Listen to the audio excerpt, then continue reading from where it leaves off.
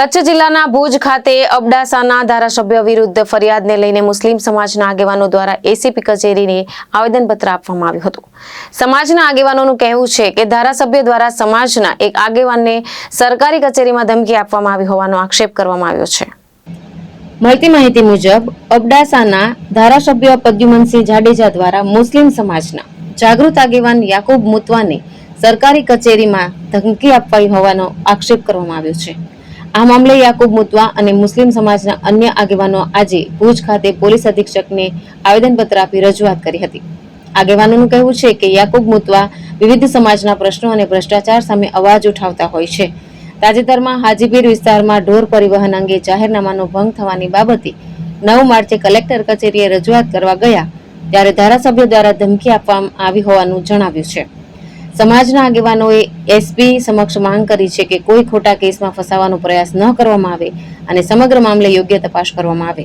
જી બિલકુલ કાલે જે બનાવ બન્યો છે સામાજિક કાર્યકર્તા યુવા આગેવાન છે યાકુબભાઈ મુતવા જ્યાં આપણે સૌ ગુહાર લગાવવા જતા ન્યાય માટે તો એ પરિસરમાં એક ધારાસભ્યશ્રી જે જનપ્રતિનિધિ છે લોકોના કામો કરવા માટે આપણે એમને ચૂંટ્યા છે અબડાસાના ધારાસભ્ય એમણે જેવી રીતના જે વર્તન કર્યો છે એ ખરેખર નિંદનીય છે। આવું ના હોવું જોઈએ કારણ કે એમના દ્વારા જે શબ્દો જે બોલ્યા છે એ ખરેખર ગેરવર્તણૂકપૂર્વક કહેવાય। અમારી એક રજૂઆત છે એસપી સાહેબને કે જો કાયદો જે છે એ બધા માટે સરખો છે અને કાયદામાં જોગવાઈ પણ છે। કોઈ એમ માનતો હોય કે હું આ પદ ઉપર છું અને ગમે એમ કરી શકું છું તો એ કાયદો એની રજા આપતો નથી। તો જે પણ આ વસ્તુમાં અને એ પરિસરમાં જ્યાં બોલ્યા છે એ પરિસરમાં સીસીટીવી ફૂટેજ છે તો તમામની તપાસ થવી જોઈએ અને જે સીસીટીવી ફૂટેજની અંદર જે સામે આવે જો સાચી વસ્તુ હોય તો ધારાસભ્યશ્રી ઉપર પણ આ જે કાર્યવાહી થવી જોઈએ અને અમને વિશ્વાસ છે કારણ કે કાયદો બધા માટે સમાન છે અને જે અમે એ જ અપેક્ષાથી આવ્યા છીએ અને અમને અપેક્ષા એ જ છે કે આ વસ્તુમાં કાયદેસરની કાર્યવાહી જે પણ થશે એ એનામાં સ્પષ્ટ અને તટસ્થ થવી જોઈએ એ અમારી માંગણી છે। આજરોજ અમે મુસ્લિમ યુવા કોર કમિટી અને વિવિધ સામાજિક સંસ્થાઓ અને પક્ષો દ્વારા રાજકીય પક્ષો દ્વારા કાલના રોજ બનાવ બન્યો છે કે યાકુબભાઈ મુતવા જે કચ્છ મુસ્લિમ સમાજના સામાજિક આગેવાન છે તેને બીજેપીના એમએલએ અબડાસાના પ્રદ્યુમનસિંહ જાડેજા દ્વારા કલેક્ટર ઓફિસના અંદર ધમકી આપવામાં આવી હતી। તો હું અહીંયાથી સીધો મુસ્લિમ સમાજને જ એક સવાલ કરું છું કે શું તમે નથી જોઈ રહ્યા કે જે લોકો તમારા અંદર આવી અને બેસે છે જેમને તમે સૌથી વધુ માન રાખો છો એ જ લોકો તમારા મુસ્લિમ યુવાનોને આવી ખુલ્લેઆમ ધમકીઓ આપી રહી છે। આવી જાગૃત યુવાનોને ધમકી આપવાનું કામ કરવાનું અને એને ડામવાનું કામ કરવાનું કેમ કે યાકુબ એક જાગૃત નાગરિક છે અને મુસ્લિમ સમાજમાં તે હંમેશા લડે છે। આવા લોકોને ડામવાનું કામ કરવાનું એમએલએનું કામ નથી તો મુસ્લિમ સમાજની હકીકતમાં તો આંખે ખુલવી જોઈએ કે આ જોઈ લો જેને તમે પ્રતિનિધિ સમજો છો જેને તમે વોટ આપો છો જેમને તમે એકતાનું ને મસીહા સમજો છો એવા લોકો મુસ્લિમ યુવાનોને આવી રીતે જાહેરમાં ધમકીઓ આપે છે તો એ હકીકતમાં તમને વિચારવાનું છે કે કોણ તમારા સાથે છે અને કોણ તમારા સાથે નથી। સમાજના યુવા આગેવાન યાકુબભાઈ મુતવા જે હર હંમેશ સમાજ માટે અને સમાજના ગરીબ મજલૂબ દરેક સમાજ દરેક ધર્મના લોકો માટે ઊભા રહ્યા છે તેમને ગઈ રોજ કલેક્ટર કચેરી મધ્યે અબડાસાના ધારાસભ્ય દ્વારા ધમકી આપવામાં આવી હોય અને કલેક્ટર કચેરી એક એવો પરિસર છે જ્યાં કને લોક ઇન્સાફ માટે આવે છે એમની માટે ગુહાર લગાડવા માટે આવે છે અને એ કચેરીની અંદર જ જો આવું વર્તન થતું હોય તો ખરેખર આ પડકારરૂપ કલેક્ટર સાહેબ પોતા માટે છે।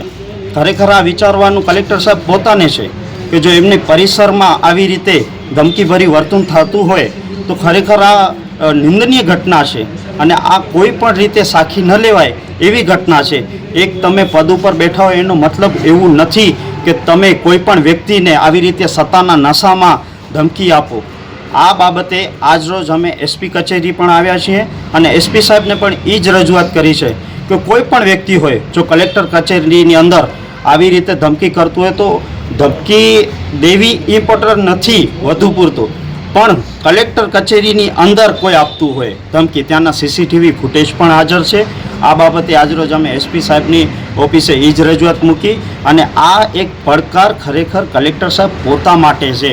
જો તમે કહેતા હો કે અમે લોકો માટે છીએ જનતાની સેવા માટે છીએ તો એક સામાજિક કાર્યકરને આવી રીતે તમારા પરિસરની અંદર કલેક્ટર કચેરીની અંદર જો ધમકી અપાતી હોય અને કોઈ પણ એક્શન લેવામાં ન આવે તો ખરેખર આ દુઃખદ ઘટના છે અને નિંદનીય ઘટના છે.